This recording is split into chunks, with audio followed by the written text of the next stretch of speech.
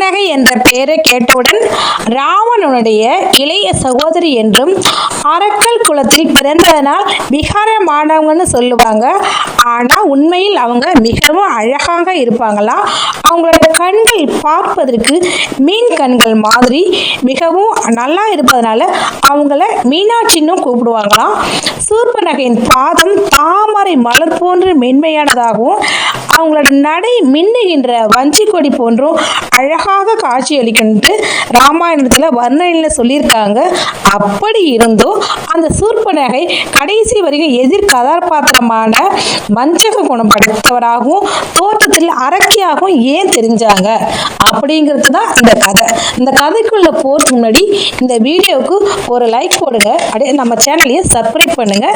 ராவணன் தந்தைக்கு 2 மனைவிகள். முதல் மனைவிக்கு பிறந்தவர் தான் குபேரன். இரண்டாவது மனைவிக்கு ராவணன், கும்பகர்ணன், விபீஷணன், சூர்பனகை என 4 பிள்ளைகள் பிறந்தாங்க.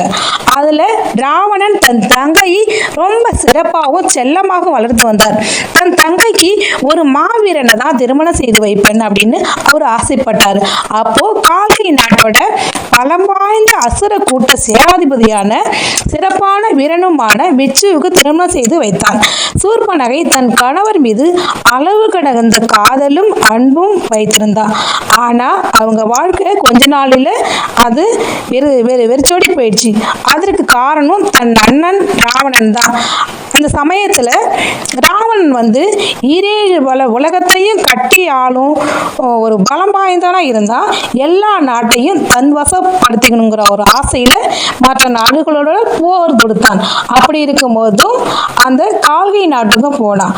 அந்த நாட்டுல அரசியான தன் தங்கையையும் அவளோட வாழ்க்கையை பற்றி யோசிக்காம அந்த நாட்டின் மீதும் போர் தொடுத்தான்.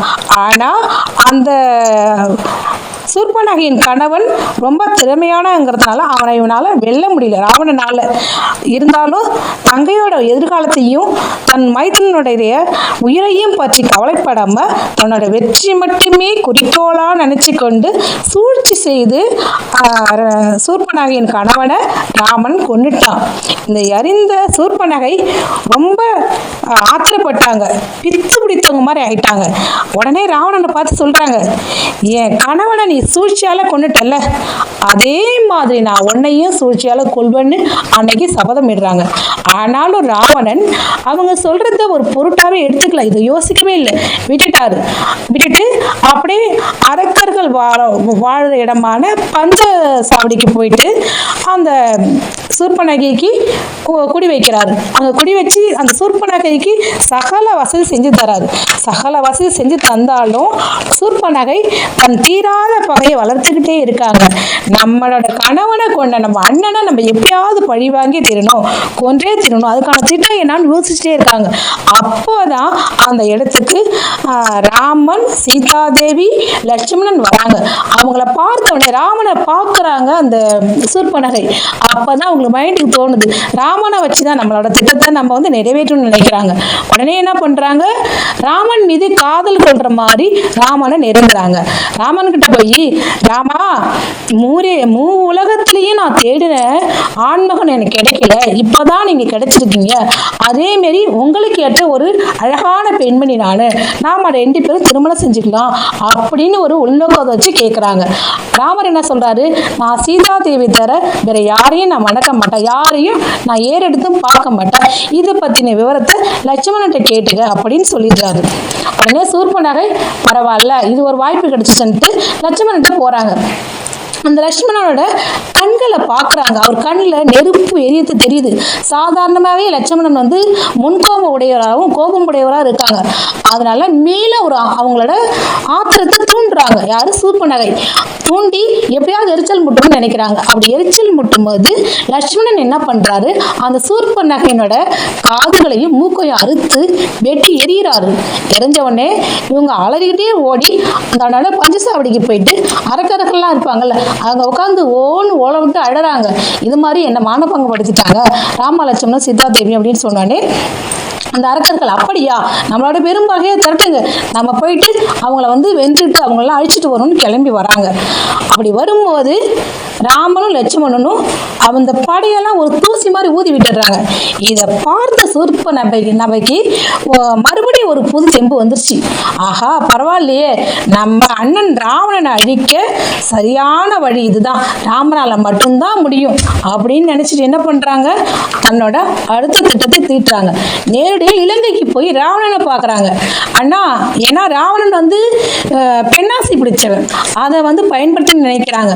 அது மட்டும் இல்லை, ராவணனுக்கு ஒரு சாபமும் இருக்கு.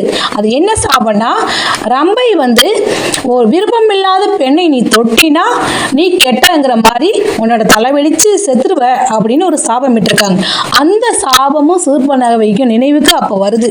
இதுதான் நல்ல வாய்ப்பு நினைச்சிட்டு, அண்ணா இது மாதிரி ராமனோட மனைவி சீதா தேவி மிகவும் பேரழகியா இருக்கா, அவ ராமன் கூட இருக்கிறத விட உன் கூட இருக்கிறது உனக்கு பலம், உனக்கு வந்து பெருமையா இருக்கும்னா அப்படின்னு அவளை பற்றி இன்னும் பல வர்ணனையை எடுத்து விடுறாங்க. அதை கேட்ட ராவணன் என்ன பண்றான், நேரா ராமலட்சுமணன் பார்க்க வரான். அப்படி பார்க்க வரும்போது ராவணனை வதம் செஞ்சுட்டாரு. யாரு, ராமலட்சுமணன் வதம் செஞ்சவனே இவளோட திட்டம் நிறைவேறிடுது. சூழ்ச்சியால இவ கொண்ட மாதிரியே இவளை சூழ்ச்சியால ராமனை வச்சு ராவணோட உயிரை கொண்டுட்டார். அப்ப இவளோட சபதம் நிறைவேறிச்சு. என்னதான் சூர்பனகை ஒரு நல்ல திட்டத்துக்காக உள்நோக்கத்துக்காக இதை செஞ்சாலும் சீதைங்கிறது ஒரு பெண்ணுன்னு கூட பார்க்காம அவளை வந்து ஒரு அவதூறு சொன்னா பார்த்தீங்களா, அதனால தான் இவ கடைசி வரைக்குமே இவ வந்து ஒரு விசித்திரமான ஒரு அரக்கியாகவும் ஒரு சரியில்லாத குணம் படைச்சவளாகவும் கதாபாத்திரம் உள்ளவளாகவும் இவ வந்து இந்த கதையில சித்தரிக்கப்படுறா. அதுக்கப்புறம் இந்த சூர்பனகை ராமலட்சுமணனை வணங்கி விட்டு எங்கோ சென்ற அந்த அந்த இடத்து திசையை விட்டு எங்கேயே போயிட்டு அவங்க வாழ்றாங்க. இந்த கதையில நீங்க என்ன நினைக்கிறீங்க, சூர்பனகை நல்லவளா கெட்டவளா? அவ சீதையை போயிட்டு ராவணன் கிட்ட சொல்லிவிட்டது நல்லதா, நல்லவங்களா கெட்டவங்களா? என்னதான் அவங்க பக்கம் நியாயங்கள் இருந்தாலும் சீதா தேவி ஒரு பெண்ணுங்கிறதே மறந்துட்டு அவங்க மீது போய் அவதூறு சொன்னது தப்பு தானே. அவங்கள பற்றி நீங்கள் என்ன நினைக்கிறீங்க அப்படிங்கிறத கமெண்ட் பாக்ஸில் போட்டு விடுங்க.